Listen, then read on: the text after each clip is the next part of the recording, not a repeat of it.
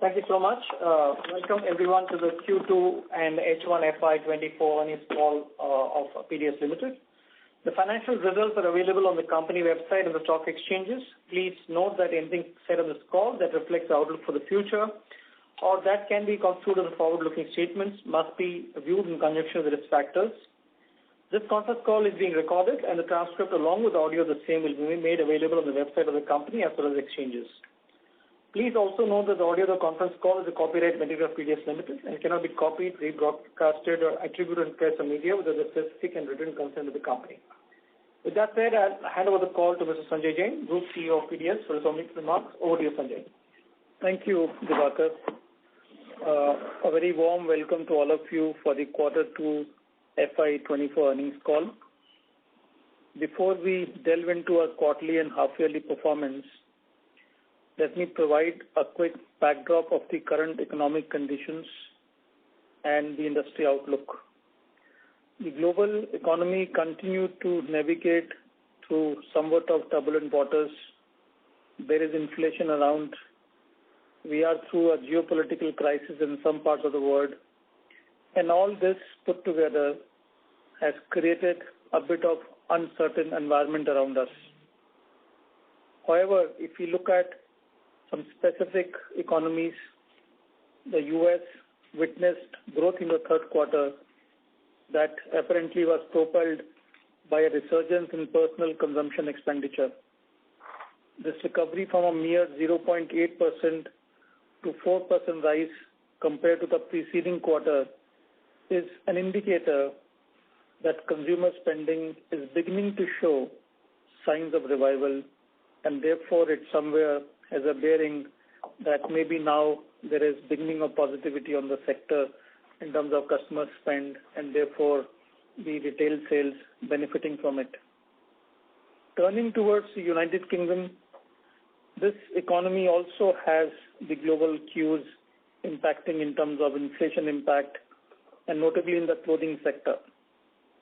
Even though in the recent past there has been some marginal easing, Europe, on the other hand, presents a mixed bag with headline inflation demonstrating somewhere of a declining trend where the core inflation is persisting. A silver lining, however, is that the wage growth is catching up to the inflation and could be a precursor to a revival in consumer purchasing power, potentially giving a boost to domestic demand.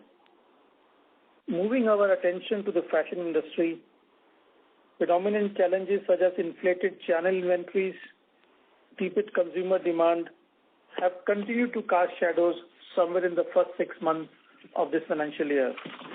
However, there is optimism now with signs of a demand rebound and also vendor consolidation at retailers and brand, and that is beginning to provide strategic tailwinds.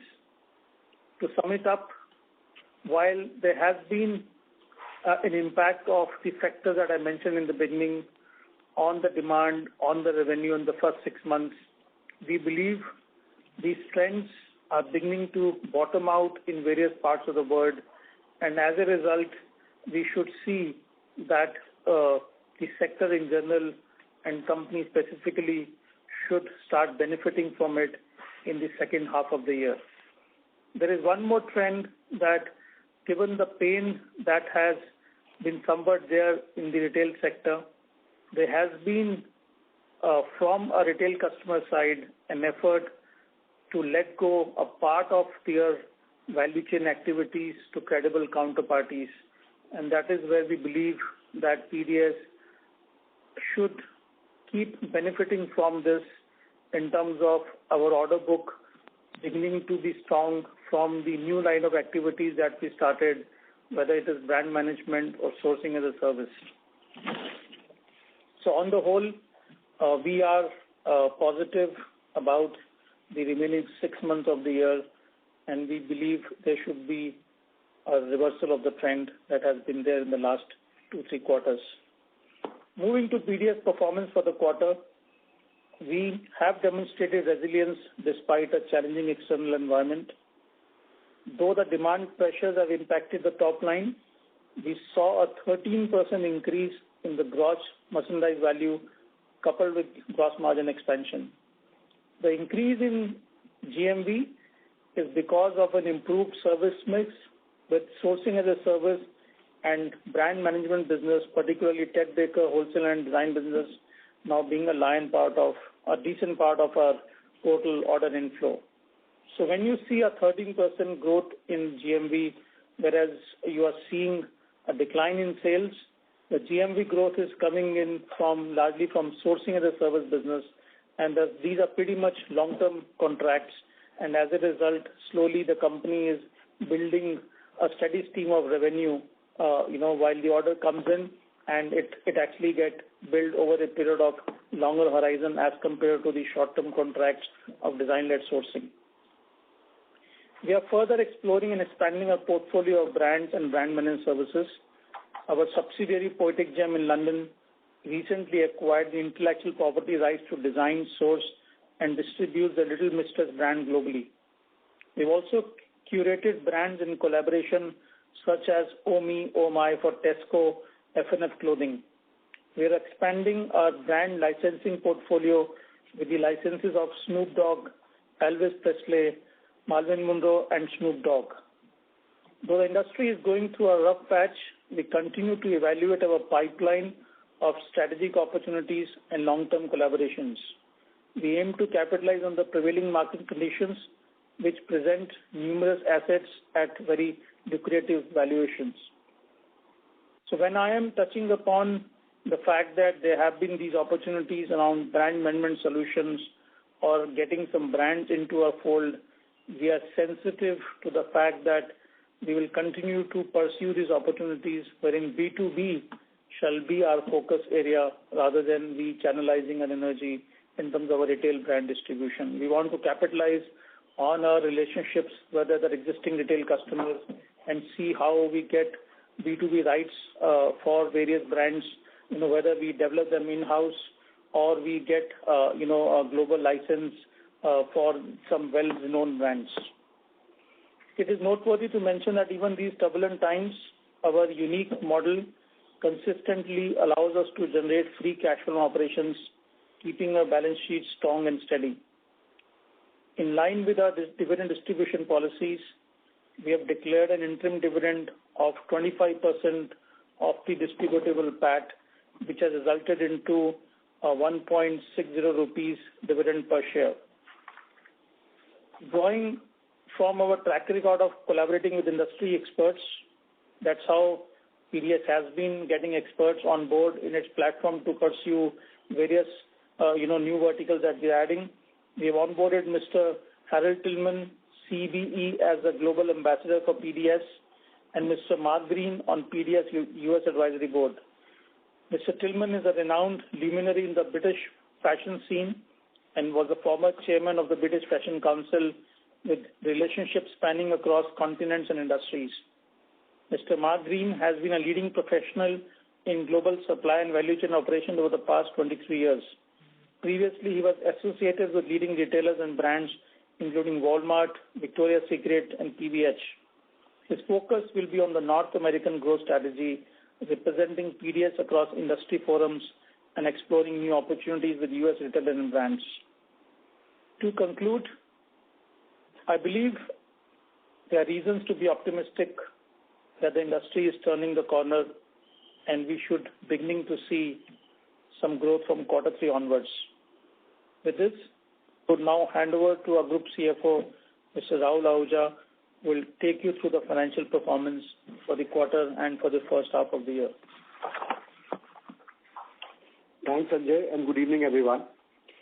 Coming to our financial performance, we reported a top line of rupees 4,578 crores for H1 FY24, with a gross margin of 20.4% for the half year ended September 23. As Sanjay mentioned, top line was mainly impacted by dampened consumer demand, which seems to be on the road to recovery as we speak. Despite the headwinds, we achieved gross margin of 20.4% for the half year ended September 23, an expansion of 394 basis points compared to H1 last year. This was mainly driven by better service mix with high margin services such as brand management and service fees from sourcing as a service business.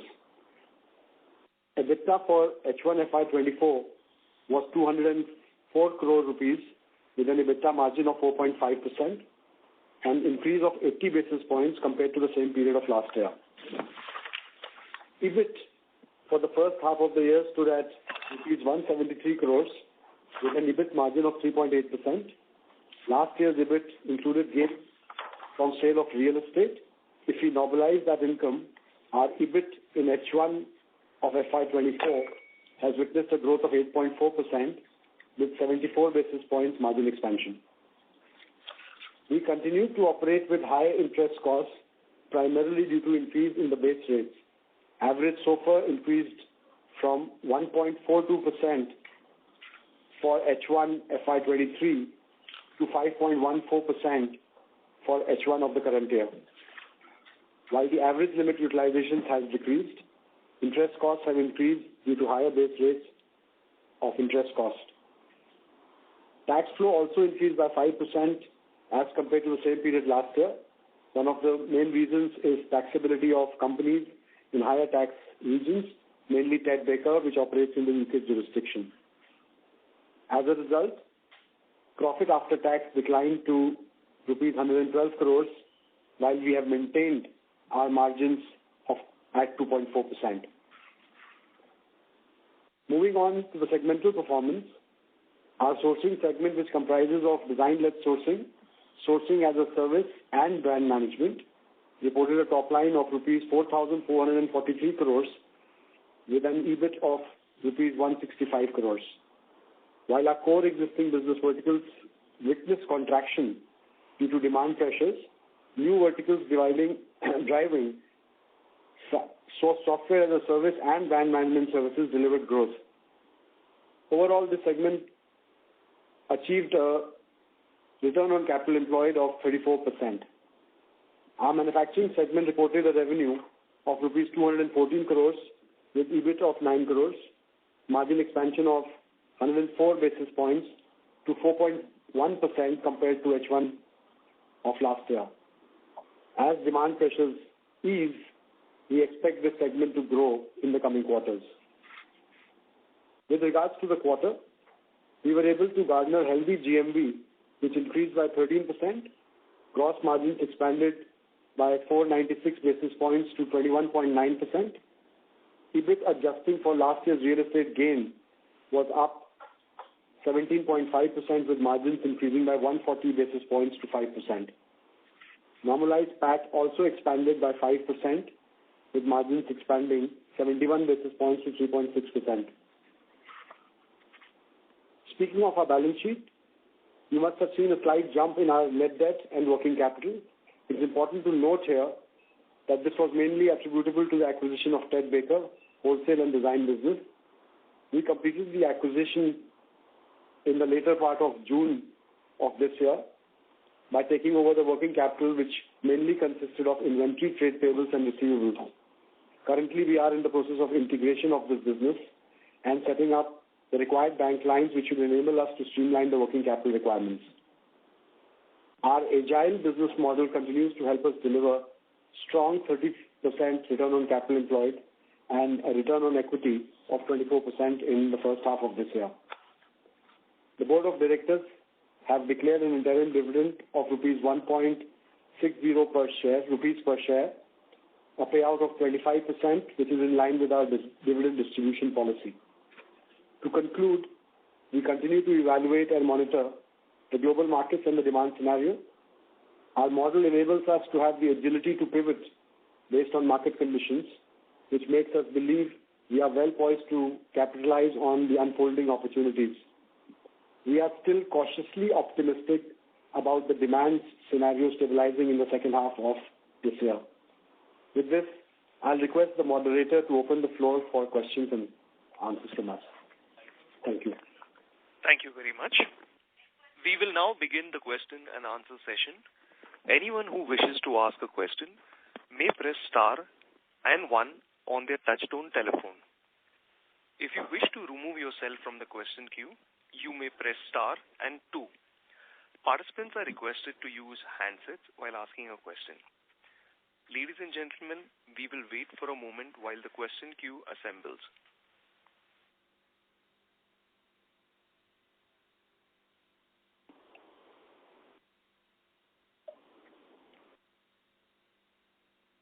The first question we've got from the line of Sagar from Sameeksha Capital. Please go ahead, sir.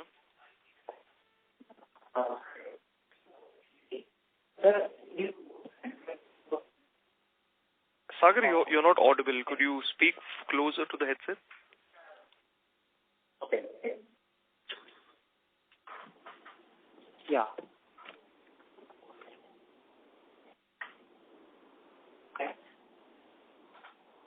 Hello, Sagar. You're still not audible. I would request you to speak closer from the headset. Or I guess there is a network issue.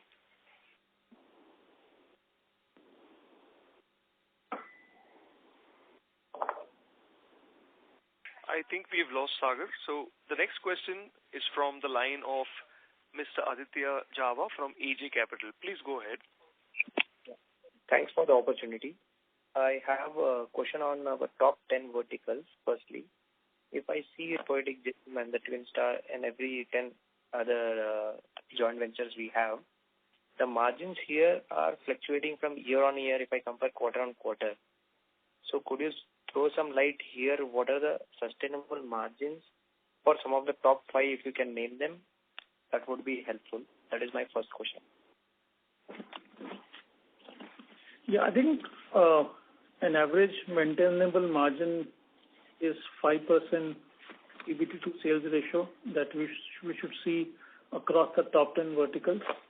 And some of them, for example, in Sri Lanka, which is operating in Sri Lanka, should be upwards of 7 to 8% because they are very close to the source and low cost of operation. Somebody like, Clyder, which is actually also operating in Bangladesh, should also be upwards of 8 to 9%. So, and Poetic Gem at the same time, which is largely centered in UK, they should be getting closer to 5% or so. So on the whole, I would say if I just take design-led sourcing verticals, because given the size of Ted Baker, wherein we are trying to build 50 to 60 crore a month, that actually would clearly start coming under the top 10 verticals. But taking that vertical out, to answer the question, an average 5% PV to sales ratio is what we should be seeing across top 10 verticals. Okay. Now, this is totally the sourcing as a service business, right? Whatever the top 10 verticals you have shared. The top 10 verticals we have shared is design-led sourcing business, which has been continuing for many years. The sourcing as a service business is something that we started in the last 12 to 18 months in the Haynes JV in Bangladesh and also Asta. So that is not yet in terms of size in the top 10 verticals across. And there the margin profile, if I have to talk about that, for example, this year we believe, we should be getting closer to from a 7,000 crore of the gross merchandise value, about 350 to 400 crore should at least get added into the top line of the company for the entire year. And on that, we should be getting somewhere closer to 18 to 20% PBT margin. So that's where, it is not yet in the top 10. That's a new line of activity. We've added 350 to 400 crore of annual revenue and about 18 to 20% PBT margin. Okay. But the Ted Baker business is part of brand management, right? That is another vertical. So, yes, it is a brand management for now in terms of the segment within which we have reported. We have reported 3 segments, sourcing, manufacturing, and others. So for now, it is all clubbed under the sourcing segment. The sourcing as a service, the brand management, design-led sourcing is all clubbed under that segment. So for this full year, what can be the Ted Baker total contribution? And for the next 3 years, what can be the total contribution? As we have mentioned, this is a little about 3 months of getting Ted Baker into a fold. At present, it is generating 50 to 60 crores of revenue on a monthly basis. So therefore, to answer the question, if I take almost 9 months of Ted Baker into our fold, it should be somewhere around 500 crore, in terms of its contribution to the top line of the company. And we are on an average making 10% PBT margin. That has been a performance in little over 3 months that it is in a fold. And we anticipate that to continue. So 500 crore top line contribution, around 10% PBT margin. To give you answer to the second question that you asked, I think somewhere next year we're aiming at, can we scale it up to 700 crore annualized, revenue contribution, and try and maintain or slowly augment the PBT margin from upwards of 10% to about 11%. So that's the outlook for next year. Okay. So when you say income, it is not GMV, it is just the income or the gross profit you are saying? So when I'm talking about this year 500 crore, this is actually the revenue that you will see the top line. For a Ted Baker business, there is nothing like a GMV. It is whatever is my order book, it's actually getting into my top line. The main difference that you see in a GMV and revenue from operations is sourcing as a service contracts, wherein, as we had said, $1 billion worth of contracts are in our fold. So therefore, answering your question specifically, the 500 crore aspiration from Ted Baker should be a revenue, and 10% PBT should be the straight addition to the PBT bottom line of the company. My last question is on the broader perspective for 2 to 3 years or 5 years. When you say that we will, on a Concall level, will be 2.5, so basically 20,000 crores of revenue in some 3 to 5 years and 5% PAT margin, right? So there is a change. What is your short-term goal, like 3 years? That is my first question in that. And the second one is, in this mix change, how much the contribution will be coming from the new verticals? Because I think the new verticals will be contributing larger chunk to the PAT margin. So that is one Ted Baker that we understood, and there is hence that is another part. And what are the other contributors currently we have, so that you are guiding that we will be reaching 5% PAT margin, because that is huge currently, whatever we are at current stage. Basically 3x PAT jump you are envisaging here. So I wanted to little color or deeper insights here. Thanks. See, in terms of when we finished our financial year 22, we internally aspired, we did about 9,000 crore turnover that time. We internally aspired that can we aim to double. So that's where we set a goal that let's try and channelize our efforts towards a $2.5 billion, which is what you said, about 20,000 crore, and can be slowly inch to getting closer to 5% PAT. So now that is the goal that we thought we should all aspire for. And we felt that there are two new line of activities within sourcing as a service. And as we have clarified earlier, whatever is my gross merchandise value, 5% of that comes to my revenue. So on that 5% coming to my revenue, we had foreseen that in about 5 years, 8 to 10% of my top line may actually coming in from sourcing as a service contracts. That was one. And from a brand, whether it is a brand management, the way we described earlier, we believe somewhere there is a 5 to 8%, 8% plus kind of contribution that we anticipate should come in from managing brands. So that put together, these two new line of activities has a potential of getting 18 to 20% of our revenue that time.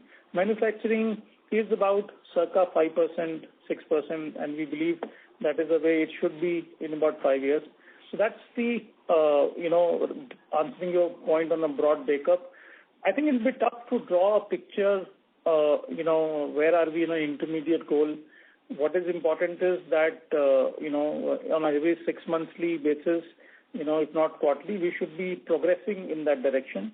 And somewhere the Q2 performance, seems to be reflecting that we are benefiting from the journey, wherein a better margin sourcing as a service contribution has led to better gross margins, and also brand management has led to better gross margins. So that's, I would say, we are poised on the long-term goal, and I think you should see us making incremental movement in that direction.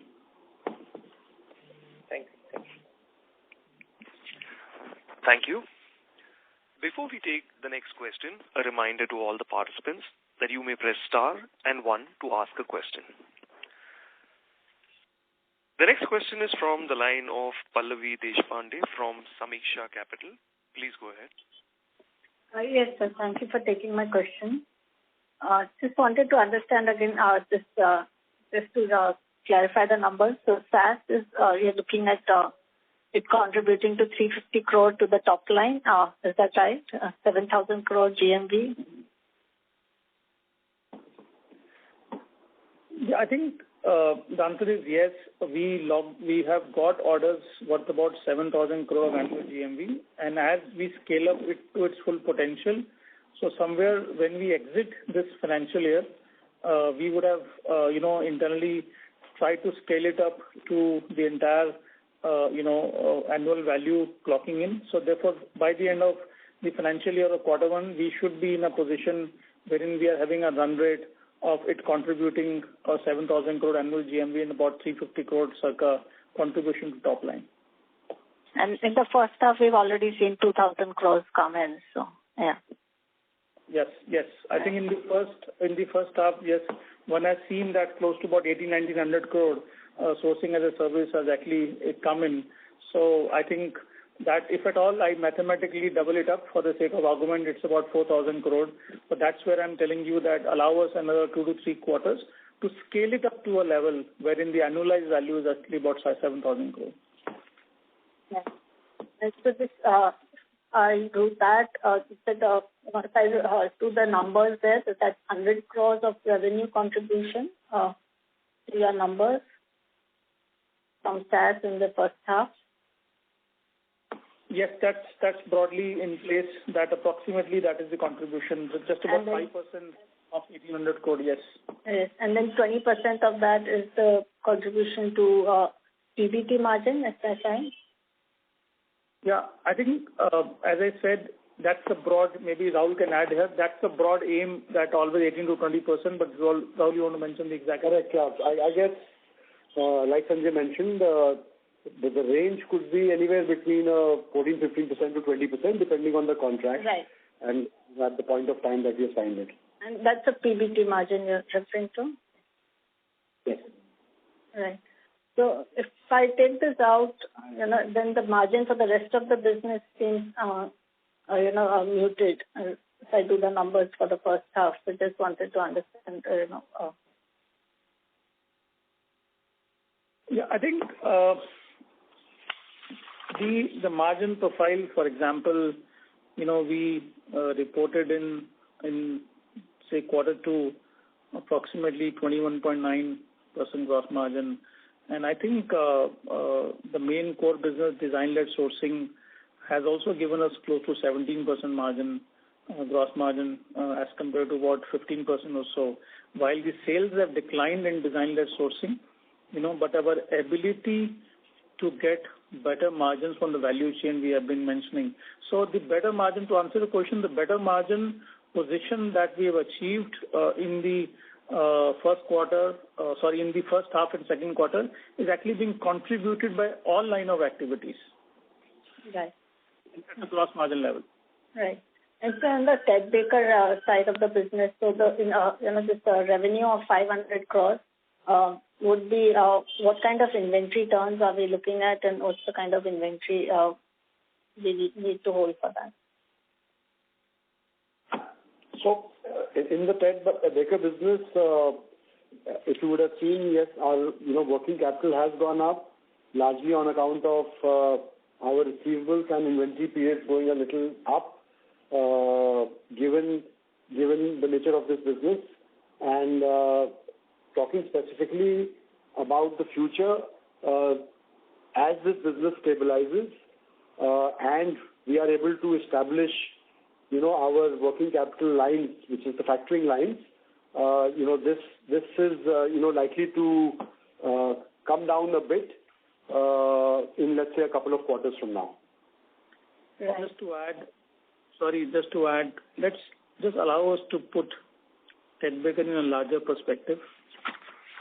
We wrote a check of circa 160 crores approximately to get Ted Baker into a fold.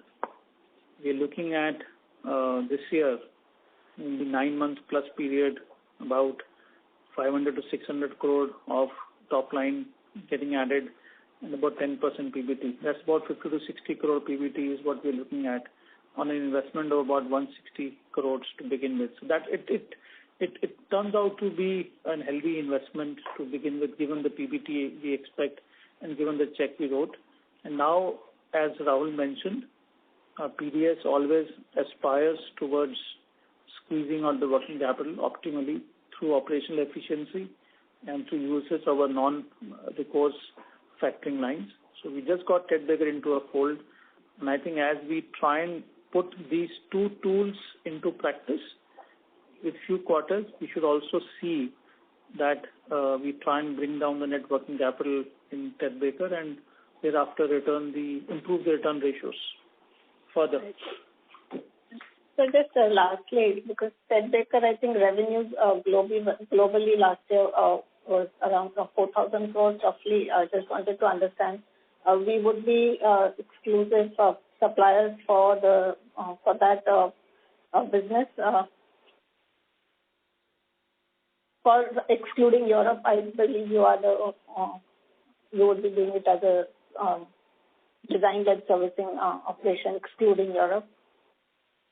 So does this full 4,000, do we at some point service the entire 4,000 crore of revenue of Ted Baker?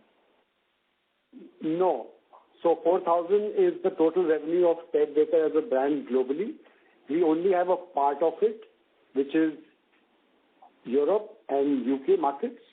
The rest is by different stakeholders and parties who have tied up with ABG, who owns the license. As Sanjay mentioned, we are currently clocking about 60 crores a month in Ted Baker, which on an annualized basis takes this up to about 700 crores. We can expect a growth in the short to medium term of anywhere around 10% year over year on this brand. So that will be the contribution of Ted Baker in our top line. I'll come back in the queue for further questions. Thank you. Thank you. Before we take the next question, a reminder to all the participants that you may press star and 1 to ask a question. The next question is from the line of Darshil from Crown Capital. Please go ahead. Good evening, sir. Thank you so much for taking my question. Hope I'm audible. It's not very clear, Darshan, but we'll try and understand. Just a second, sir. Just a second. I'll just...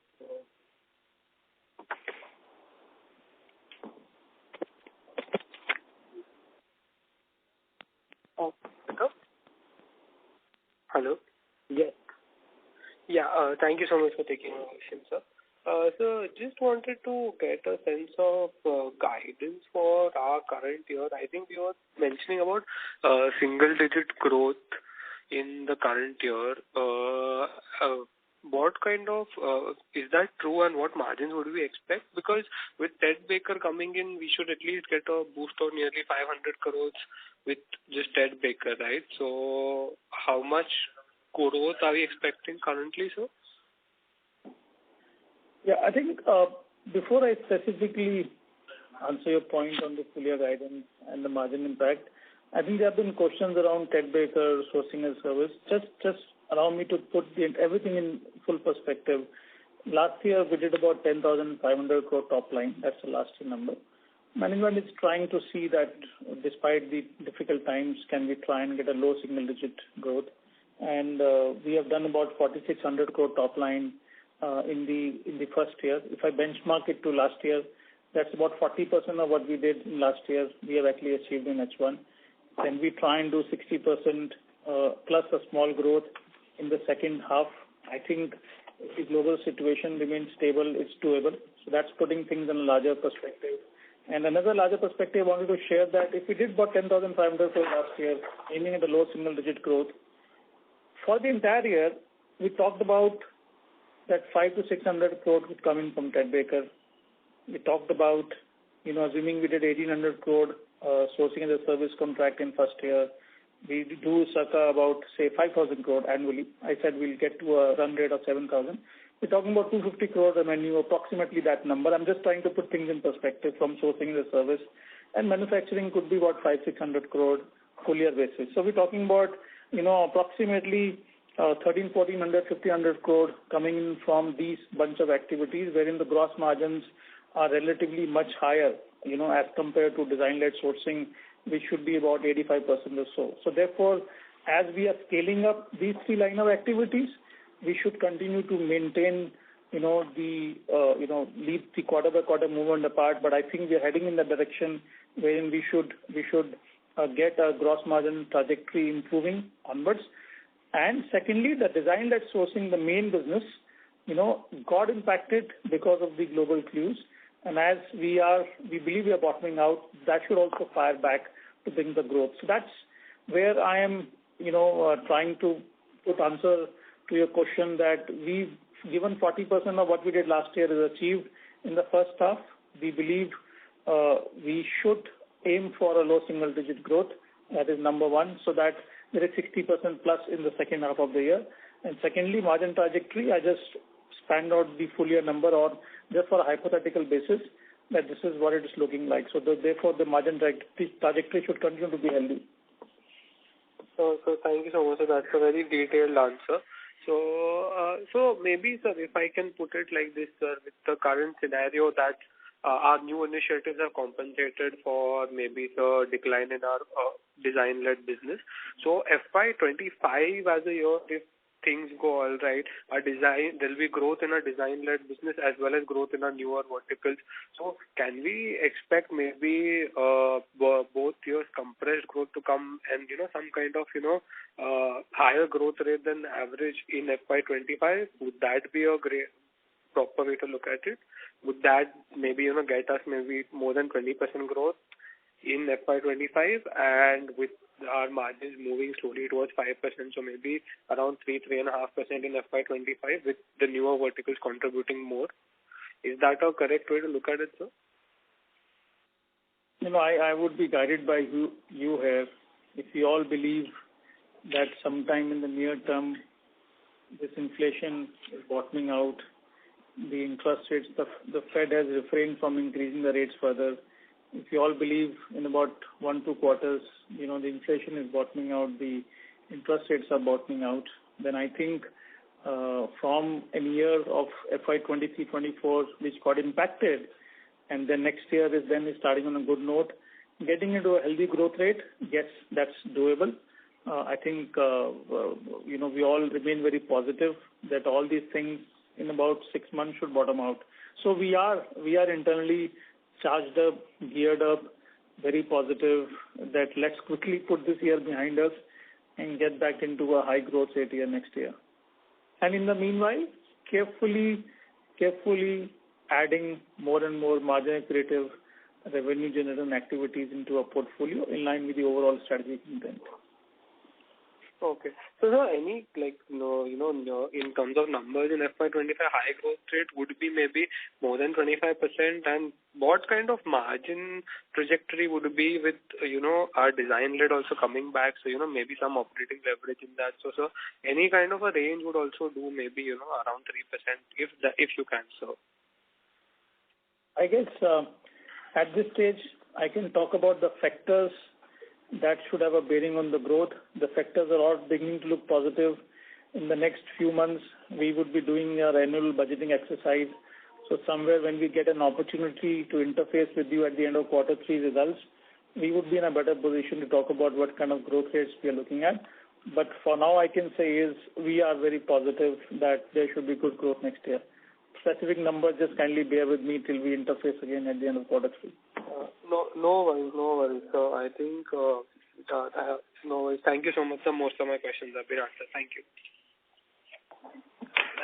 Thank you. The next question is from the line of Mohammed Patil from Care PMS. Please go ahead. Am I audible, sir? Yes, please. Yeah. Can you give us the rationale for the QIP of 625 crores? Yeah. The motivation to look at this is twofold. On one hand, we believe this QIP should help us in further institutionalization of shareholding of the company. It should also help us further strengthening our balance sheet. So these are two motivations on one hand. And at the same time, I think, as we have been mentioning earlier, there are a lot of growth opportunities ahead for us, wherein retailers are looking at complete sourcing solutions to be given to companies like PDS. There are companies looking at us to handle exclusive geographies, like two contracts we signed, Asta and Haynes. Similar to Ted Baker, there are more such opportunities to be pursued for complete brand management. And the word has, when I say word, I'm keeping the customers in mind. There have been a conversation around nearshoring, and therefore, we have set up our manufacturing in Bangladesh and in Sri Lanka, while we'll continue to be asset light, but to a small extent, should we look at a manufacturing in Egypt or in India, for example, originating from India, we believe there should be good prospects. So if I bundle up all these opportunities, the PDS is, facing, it's a nice situation to be in, that there are a lot of immense growth opportunities around us. So it's because of these twin objectives, the second bucket of objectives of the growth that I mentioned to you. In fact, interestingly, things like brand management or sourcing as a service, we are also now witnessing inquiries coming in from Indian retailers, that can we now support their back-end activity. The model that PDS has been trying to build and pitch to our customers is receiving an acknowledgement by the Indian retailers as well. So therefore, being positive about the growth, we feel a suitable capitalization of the company by way of an equity would enable us meet the two bucket of objectives that I just mentioned to you. So would this go towards reducing the gross debt or investing in working capital for the new businesses that you mentioned? I think it's broad-based. Of course, from a theoretical perspective, as soon as the money comes in, the first thing you do is you try and reduce your debt. So it's pending utilization, and allow me to use the phrase, this equity should enable the balance sheet. PDS has been trying to navigate its balance sheet to keep it asset light, low leverage, and therefore it should enable our balance sheet to pursue these growth opportunities with a lot of confidence. That's how I would, seek your liberty to put it. So we already have a very strong balance sheet for that matter. My second question is, can you please give me the GMV SaaS contribution to top line and PBT for FY23? Just wanted to understand the base. I think there was a question earlier as well, wherein we had mentioned that in the GMV, we have in the second quarter close to about 1,800 crore, coming in from the sourcing as a service. So if we annualize it, it's about 4,000 crore as in terms of GMV of the sourcing as a service contracts, but we should keep improving it. So assuming we are just repeating our first half, then we are talking about 4,000 crore, and at about circa 5%, we are looking at minimum 200 crores, but upwards of that coming in as revenue from sourcing as a service operations into our overall revenue bucket. This was the question that was asked earlier as well, please. Yeah. No, I wanted to get this number for FY23. 23 was minuscule. I think, it was less than about 600-700 crore in terms of the, sourcing as a service GMV that we handled. So if I apply the same 5%, then we would have just got 25-30 crores into our top line from sourcing as a service last year. Sorry if I misunderstood. I thought you also asking about FY24. Okay, and this 25 to 30 crore, 18 to 20% to PBT. That stays same, right? Pardon me, repeat again, please. On this 25 to 30 crore top line, the contribution to PBT will be 15 to 20% for FY23 as well. Yes, that's right. Yes. Okay. These are broad estimates that we are giving to you, but it should be around in the same vicinity. Okay. What is the potential of Gary Weber for FY24 and beyond?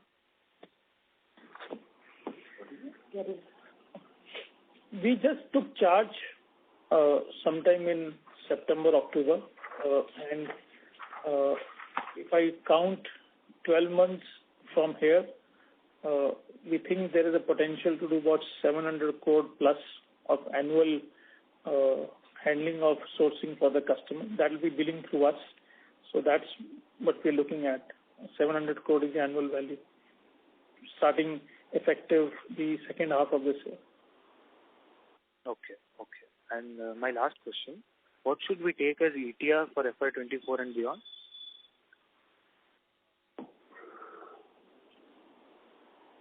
Rahul, do you want to answer? The question is on effective tax rate that we should be taking 24 onwards. So, effective tax rate will marginally inch up, given that, we have the likes of Ted Baker operating out of UK.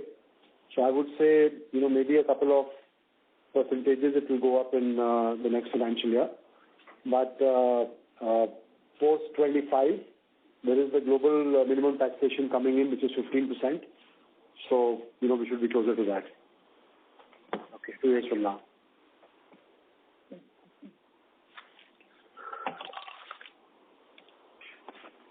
Thank you. Thank you very much. The next question is from the line of Akshay Cheda from Canara Robeco Mutual Funds. Please go ahead.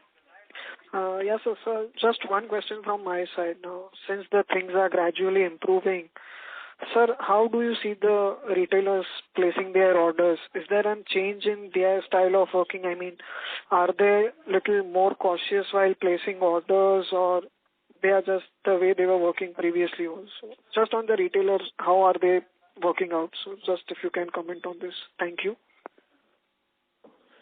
I think the retailer is more cautious now. So therefore, they are closing orders as much close to the date that they can hold on. Everybody is wary of not allowing themselves to get again into a situation of high inventory. So therefore, it is taking a little longer time for the orders to come in. And the retailers have also slowly been, kind of squeezing their global span of office spaces. For example, the retailers earlier were having active offices in the region, and they are collapsing them and taking it back to the head offices structure so as to keep the cost low. So therefore, taking more time, trying to, go back to more decision making in the head office. And number 3, now the retailers is beginning to see value in a company like PDS, wherein they can take responsibility on behalf of retailer for sourcing.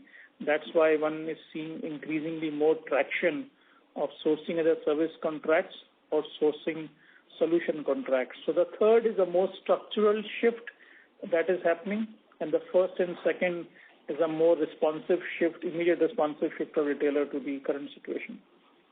And so, on the sourcing side, is it that this China Plus One is happening? Are you seeing that? I mean, are they looking out for other geographies except China? I mean, are they preferring, say, India or Vietnam or Bangladesh? So do you see that also happening? Yeah, I think that's also happening as well. Whether the motivation is China Plus One, okay, or the motivation is nearshoring, therefore reducing the lead times, so as a result, yes, the other locations, as I mentioned earlier, Egypt, for example, Turkey, while the costs have been rising in Turkey, but still there continue to be good, strong interest in sourcing from Turkey. Sri Lanka and India are also benefiting. Bangladesh is also benefiting from a China Plus One scenario. So 2 factors here, China Plus One and the nearshoring. And I think somewhere, when government in India is paying a lot of attention to Make in India and giving a lot of benefits to manufacturing of garment, that is also improving the attractiveness and ability of the Indian manufacturer to be able to meet the global demands. Understood, sir. This was very helpful, sir. Thank you. Thank you. Thank you. The next question is from the line of Sagar from Samisha Capital. Please go ahead. Hello. Am I audible? Yes, please. Hello. Yes. Yeah, sir. So my question was, as we know that textile industry as a whole has a demand subdued, and that's why our design-led sourcing has a higher gross margin. Do you think that once the demand comes back, our gross margins will reduce? There are few factors that always have a bearing. Yes, in a scenario wherein there are lesser orders, so therefore our ability to sit across, the factories and get a better margin, yes, that ability exists. 12 months back, all of us were adversely impacted by input price increase on cotton and yarn, which has now been at a low level. So therefore, the demand has a bearing on the ability to get better prices. The input prices have a bearing. And the third thing, which is specific to our company, is that are you able to get the benefit of size and scale? At the end of the day, you are somewhere procuring commodities when it's come to cotton and yarn or fabric. So therefore, when we are, very humbly getting bigger in size, our ability to then get better prices. So combination of these three things. But in a silo, if I have to answer the question, yes, a strong demand the benefit that we got in the gross margin, a strong demand should lead to growth in sales. The margins could be again a bit on pressure, but then I think on a portfolio basis, our other engines are already beginning to fire in terms of sourcing as a service, in terms of complete brand management. So I wish there was one single factor correlated, but there's a mix of factors that would. But on a silo basis, yes, stronger demand may mean that somewhere a benefit that we got on margin may a little bit wane away. And also my last question is that as we know that interest rates are increasing, so our account receivable financing cost is higher. What would be our strategy on this front? Sorry, I didn't get your question. Could you repeat that? Like our financing costs, right? So what will be our strategy on that? We will still continue with account receivable factoring. So, we need to understand what constitutes our debt. Our debt is working capital, right, which is trade-based. And currently the interest rates are at an all-time high. In due course of time, maybe, let's say, anywhere between 2 to 4 quarters from now, if there is a downward trend, given that this is largely working capital linked to market benchmarks, and if there is a downward trend, we should stand to benefit from a reduced, rate of interest on an absolute basis.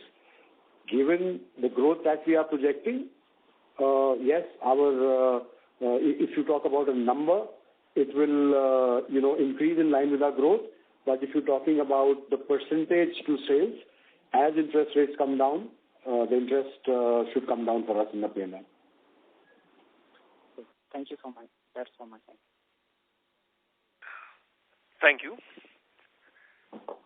The next question is from the line of Madhur Rathi from Counter Investments. Please go ahead. Thank you, sir. Sir, I just wanted to understand why would a client shift from design-led sourcing to sourcing as a service, and what kind of benefit does he have by onboarding us as a sourcing agent? Sorry, what's the last sentence? What kind of benefit? So what kind of benefit does your client will have for onboarding us as a sourcing, providing us a sourcing segment of his operations? So if I get your question right and try and answer it from the lens of a customer, wherein they have been using our services for design-led sourcing, and wherein customer feels that while they would keep engaging with PDS, keep taking their designs, and therefore keep placing orders. They have also been dealing with many other factories. They've also been having their own office in Bangladesh or in the other parts of the world. They don't want to run, those offices. They want to bring down their cost structures, and as they do that, they were looking at credible counterparties. So therefore, they are looking at now PDS to run those operations. So this new sourcing as a service is in a way helping me get a larger share of wallet of the customer. And the other thing is that a design-led sourcing is for me is like, I'm designing and I'm taking the complete responsibility. I'm acting as a principal. But in a sourcing as a service, I'm running the office of the retailer. Any factory who wishes to do business with the retailer, while they will bill it directly to the retailer, but I am the nodal agency managing that traffic. So therefore, I would say that just to put numbers in perspective, I was trying to handle, say, 60, 70 million plus of design-led sourcing for Asta as my customer. That is the business I was doing. Now they have given me another contract that we were procuring 400 million, from the eastern region. Can you please run our office in the eastern region, and manage this 400 million worth of procurement? I said, okay, I will do that. And that's where circa between 3 to 5% I get. So it's an additional wallet share. In future, is there a demand, is there a outlook where most of our design-led sourcing, there will be few that will get converted into this high margin segment for us? Better margin for us? These are for us, we would always aim them to be mutually exclusive. And in fact, in response to one of the questions, we had said that at the end of FY22, we aspired that can we aim for doubling ourselves. And then I said that even at that state of time, close to 80% plus of our revenue would keep coming in from design-led sourcing. And it's about 8-10% that would come in from sourcing as a service. So it would be a new line of activity which is being scaled up, but our main core business of design-led sourcing will continue to be exist and thrive and grow as well. Okay, sir. Thank you, sir. That was very helpful and all the best. Thank you. We take this as the last question. So I would like to now hand over the conference over to Mr. Sanjay Jain for his closing comments. Please go ahead, sir. Thank you, Nuvama team. Thank you, ENY, to help us coordinate this call. And thank you, ladies and gentlemen, for participating. And we have a lot of festivities ahead, Diwali, and wish you all and everyone at home happy Diwali. And we look forward to connecting with you at the end of Q3 and the earnings call thereof. Thank you and stay safe, all of you. On behalf of PDS Limited,